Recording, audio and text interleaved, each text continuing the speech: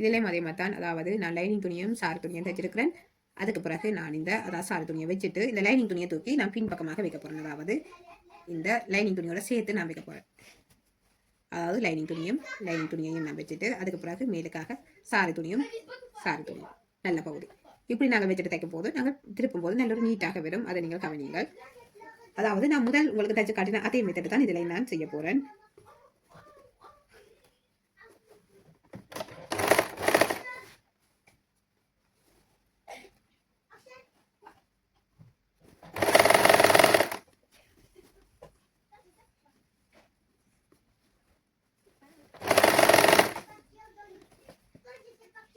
இதில் பார்க்கும்போது உங்களுக்கு தெரியும், அதாவது லைனிங் துணி அதே நேரம் வந்து சாரி துணியோட சேர்த்து தைச்ச லைனிங் துணியும் சாரி துணியும் அதை நாங்கள் நீட்டாக அப்படி வச்சுட்டு அதுக்கு மேலே சாரி துணி அதுக்கு பிறகு நீராக தைச்சு கொண்டு வர.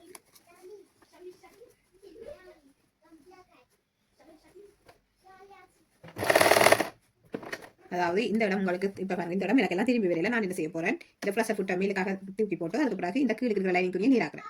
கீழே இருக்கிற லைனிங் துணியை நீராக்கிட்டு அதுக்கு அடுத்ததா சாரி துணியும் லைனிங் துணியும் அதையும் நீராக்கி இப்படியே நான் வைக்க போகிறேன். வச்சுட்டு அதுக்கு பிறகு நான் தைக்க போகிறேன். அதாவது அடுத்த மேலுக்கு கிடக்கிற இன்னொரு சாரி துணியையும் நான் நீராக்கி போட்டு தைக்க போகிறேன். திரும்ப நான் ப்ரெஷர் ஃபுட்டை தூக்கிட்டு இந்த சாரி துணியை, அதாவது கீழ் லைனிங் துணி நீராக நான் கவனித்து வைக்க வேணும். அதுவும் மிகவும் முக்கியம். அதையும் வச்சுட்டு அடுத்த சாரி ப்ளவுஸ் துணியை நீராக்க வேணும். அதுக்கு பிறகு மேலுக்கு இருக்கிற இன்னொரு துணியை நீராக்க. நாங்கள் இழுத்து வச்சு நாங்கள் தைப்போமாக இருந்தால் அந்த துணி வந்து சில நேரங்களில் அந்த சுருண்டு வர பார்க்கும். அதனால அதை நீங்கள் கவனிங்கள். அதாவது சுருளக்கூடாது. துணி வந்து எப்பவுமே சுருண்டு அந்த ஈப்பட்டு வரக்கூடாது, ஈஞ்சி வராமல் நாங்கள் பார்க்க வேணும். இப்போ இந்த துணி எல்லாம் வந்து அந்த ஈரத்தன்மை இருக்குது. அதனால அந்த துணி வந்து கொஞ்சம் திறந்த மாதிரி இருக்கும். அதனால நீங்கள் கவனித்து நீங்கள் தையுங்கள்.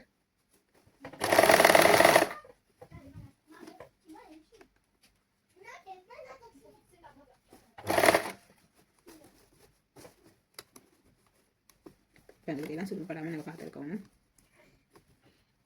இந்த 3 துணியையும் நான் நீராக வச்சுட்டு நீராப்பியே தைச்சு கொண்டு வந்து முடிக்க முடியாது.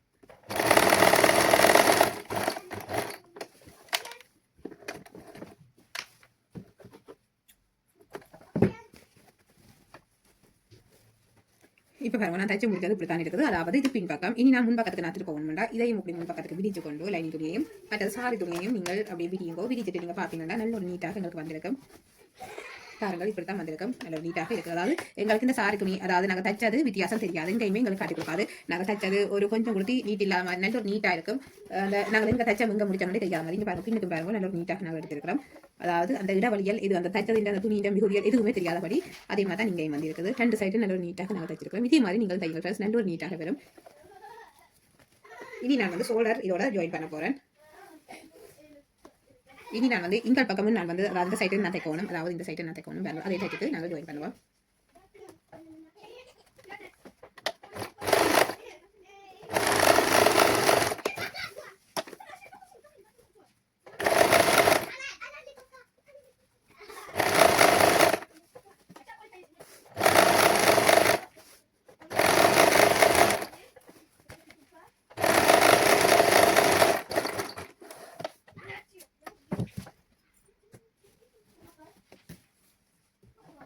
இப்போ வாங்க தைச்சு முடிஞ்சதை நான் வந்து பின் பகுதியோட இணைக்க போகிறேன். இந்த சோல்டர், அதாவது பின் பகுதி சோல்டர் முன் பகுதி சோல்டர் சேர்த்து இணைக்க வேணும். இப்போ வாங்க, இப்போ பாருங்க, இந்த பகுதி அதாவது நாங்கள் எப்படி நாங்கள் இந்த பிரின்சஸ் கட்டுக்கு நாங்கள் ஜாயின் பண்ணமோ அதே மாதிரி தான்.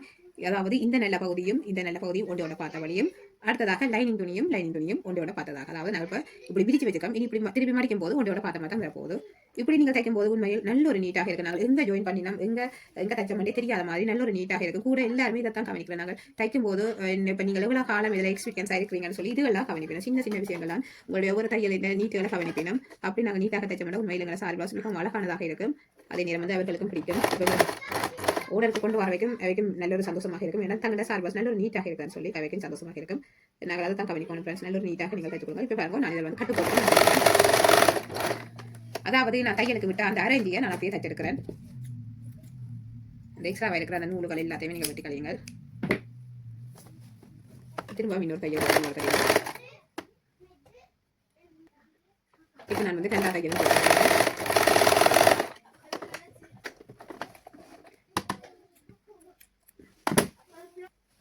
இப்போ பொருத்திட்டேன். பொருத்தின பிறகு அதுக்கு பிறகு நாங்கள் சுற்றி வர தைக்க வேணும். இந்த பின்பகுதியை, அதாவது பின்பகுதி இந்த ஷோல்டர் சைட்ல இருந்து நாங்கள் சுற்றி வர இந்த ஆம் கோல் சைட்டெல்லாம் நாங்கள் அப்படியே சுற்றி வர தைக்கணும் பாருங்க பார்க்கலாம். அதாவது நீங்கள் ஜூ தையலும் இதில் போடலாம். அதாவது இந்த மிஷினில் இந்த சிங்கர் மிஷினில் ஜூ தையல் இருக்குது. நான் ஜூ தையல் தான் கூட போடுறேன். நான் ஏன்டா வந்து எங்களுக்கு அந்த ஒலக் மிஷின் அது இல்லை என்னட்ட. அப்போ அதுக்காண்டி நான் இதான தைக்கிறேன். இந்த ஜூ தையல் போட்டேன்னா அந்த நீட்டாக அந்த நூல் கிளம்பாது. அதனால தான் நான் இப்படி பண்ணுறது, இப்படி தைக்கிறது. நாங்கள் சுற்றி வர இப்படி நாங்கள் தைக்க மாட்டா எங்களுக்கு அந்த நூல் வந்து பிடிக்காது, நல்ல நீட்டாக இருக்கும்.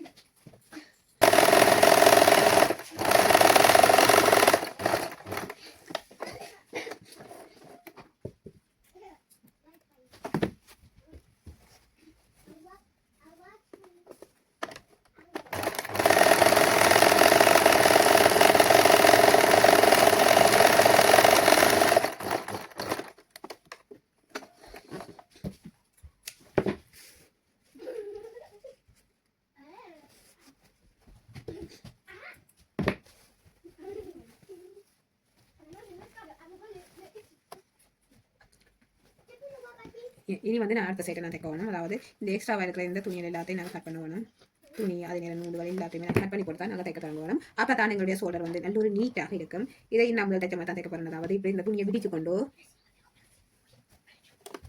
நாங்கள் இப்படி விடிச்சு கொண்டு, அதாவது லைனிங் துணி பார்த்த மாதிரி, அடுத்த பகுதி இந்த சாறு துணி பார்த்த மாதிரி, இந்த ரெண்டு பகுதியும், அதாவது நல்ல பகுதியும் அதே நேரம் வந்து லைனிங் துணியும் இப்படி நாங்கள் வச்சுட்டு தைக்க வேண்டியதான். உண்மையில் இது நல்ல ஒரு நீட்டாக இருக்கும். நீங்களும் இந்த மெத்தடில் தைச்சு பாருங்கள் ஃப்ரெண்ட்ஸ்.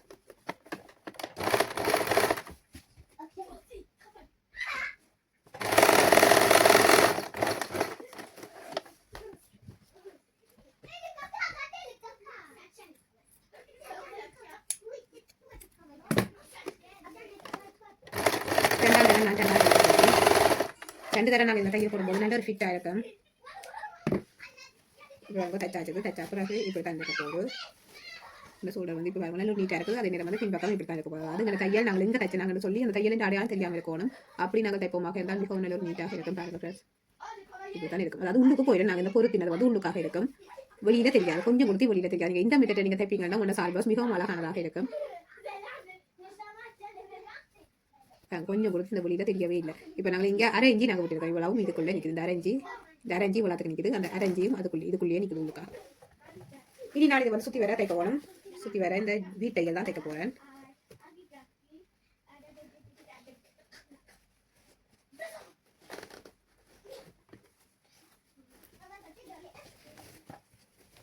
இன்னொரு நீங்கள் கவனிக்கணும். நாங்கள் இந்த வீட்டையல் தைக்க, அதாவது இந்த கீழே நாங்கள் மடிக்கும் போது இந்த ஓப்பன் சைடு ரெண்டும் சரி சமனாக இருக்கிறோம். நாங்கள் அதை கவனிக்க வேணும். ஏன்னா கொஞ்சம் கொடுத்து கூடக்கூடாது, குறையக்கூடாது. இதில் கூடி குறைஞ்சிட்டா நாங்கள் அவுட்டு தைக்க வேண்டிய நிலை வந்துடும். இந்த குக்ஸ் வந்து மீளுக்கு கிழக்கமாக வந்துடும். அதனால நீங்கள் சரி சமனாக பார்த்து தையுங்கள். இப்படி அதை அளந்து பார்த்து நீங்கள் இந்த கீழுக்கு தைக்கிற இந்த பார்டர் சரியாக இருக்க வேணும். அதை கவனிங்க ஃப்ரெண்ட்ஸ்.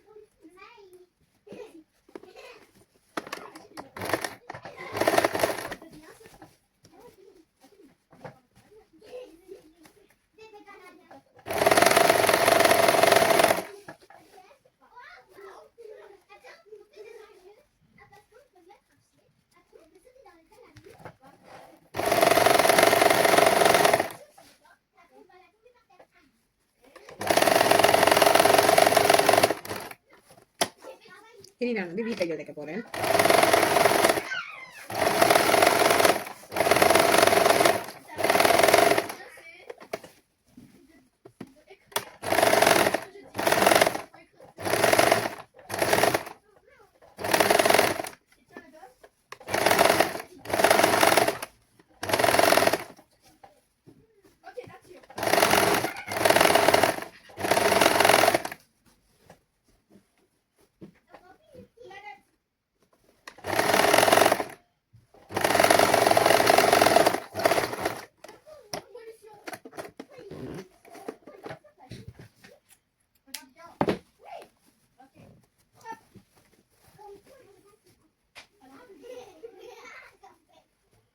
இதில் இருக்கிற இப்போ பாருங்க நான் அதாவது கொஞ்சம் நாங்கள் தைக்கும் போது லைனிங் துணியிலேருந்து கொஞ்சம் கூடுதலாக போகிறதுக்கு காரணமே தான் இப்போ பாருங்க நாங்கள் தைச்சு கொண்டு இந்த தச்சு முடிகிறதுக்கு இடையிலேயே இந்த நூல்கள் எல்லாம் இப்படி இழுபட தொடங்கிட்டு அதுக்காண்டி தான் நாங்கள் தைக்க அதாவது அந்த கட்டிங் வெட்டும் போது லைனிங் துணியிலேருந்து சாரி துணி கொஞ்சம் கூடுதலாக நாங்கள் சைட்டுக்கு விடுறதுக்கு காரணம் இதுதான் இப்போ பாருங்க எப்படி இந்த நூல்கள் எல்லாம் கிளம்பப்படுது நாங்கள் தச்சு முடிகிறதுக்கு இடையிலே இந்த நூல்கள் இப்படி கிளம்பப்படுது அதுக்காண்டி தான் நாங்கள் அதாவது சைட்டுக்கு ஒரு அரைஞ்சி அதாவது இந்த எக்ஸ்ட்ரா அதாவது இந்த லைனிங் துணியிலேருந்து ஒரு அரைஞ்சி கூடுதலாக நாங்கள் வெளியில் விட்டு தைக்கிறது காரணம் தான் சில பேர் ஏன் இப்படி வரணும் சொல்லி இப்போ பாருங்க இந்த நூல்கள் எல்லாம் நாங்கள் தச்சுக்கு முடிகிறதுக்கு இடையே இப்படி நூல்கள் கிளம்புறீங்க அதே இது வந்து நீங்கள் அதாவது லைனிங் துணியின் அளவுக்கு நீங்கள் சாரின்ற இந்த துணியை நீங்கள் வெட்டி இருந்தீங்கன்னா இப்போ நூல் கிளம்பும் போது உங்களுக்கு அந்த எக்ஸ்ட்ரா அதாவது உங்களுடைய அந்த அளவுக்குள்ளே தான் போகும் இந்த துணி வந்து அதாவது இந்த நூல்கள் கிளம்பு நீங்கள் எவ்வளவு அளவு எடுத்தீங்களோ அதுக்குள்ளேயே தான் இந்த நூல்கள் கிளம்பிட்டு போகும் இப்போ நாங்கள் வந்து இதெல்லாம் தச்சு முடிச்ச பிறகு நாங்கள் இதெல்லாம் சைட்டெல்லாம் கட் பண்ணி போட்டு திரும்ப இந்த தையல் போட்டோம்னா அதுக்கு பிறகு அந்த நூல்கள் வந்து கிளம்பாது அதனால நல்ல ஃபிட்டாக இருக்கும் இவ்வளோ தையல் எல்லாம் வந்து அதனால நாங்கள் கொஞ்சம் கூடவாக விடுறது இப்படி நீங்களும் கொஞ்சம் அதாவது ஒரு அரைஞ்சி கூடுதலாக விடுங்கள் உங்களோட லைனிங் துணியிலிருந்து எக்ஸ்ட்ராவாக ஒரு அரைஞ்சி கூடவாக விட்டு உங்களோட சாரி பாஸ் துணியெல்லாம் விட்டுங்க வெட்டி போட்டு அதுக்கு பிறகு நீங்கள் தச்சு முடிஞ்ச பிறகு எல்லாம் நாங்கள் தச்சு எல்லாம் முடிச்சுட்டோம்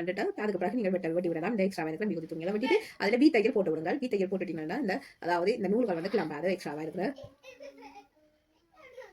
துணியில் இருக்கிற நூல்கள் ஒன்றுமே கிளம்பாது இனி நாங்கள் வந்து பொறுத்தவனும் அதாவது கையும் பொறுத்தவனும் இவளுக்கு இந்த இடுப்பு பகுதியும் நாங்கள் தைக்கவனும் வாங்கலாம் தான் பார்க்கணும் இனி